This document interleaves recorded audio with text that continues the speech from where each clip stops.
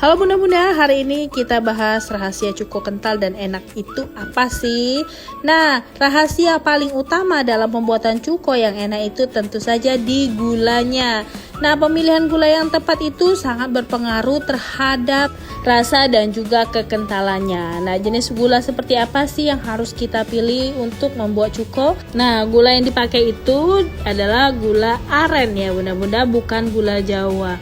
Pilih juga gula aren yang bentuknya batok seperti ini karena biasanya dia jauh lebih kental. Nah, gula aren yang bagus itu warnanya hitam atau coklat pekat seperti ini. Terus dia juga halus teksturnya. Pilih juga gula yang tidak keras ya. Nah, kalau gula mami ini dia sangat lembut sekali, jadi digompel aja dia udah lepas.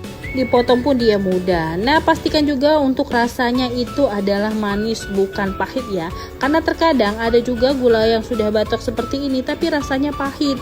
Kadang pernah mami nemuin ada batu, ada serangga di dalam sini. Nah, jadi bunda harus hati-hati ya dalam pemilihan gula batok, pastikan gulanya bersih. Nah, kalau udah dapet nih gula yang bagus seperti ini, udah deh dijamin cuko yang nanti bunda buat itu sudah pasti kental dan juga enak. Nah, selamat mencoba ya bunda. Terima kasih.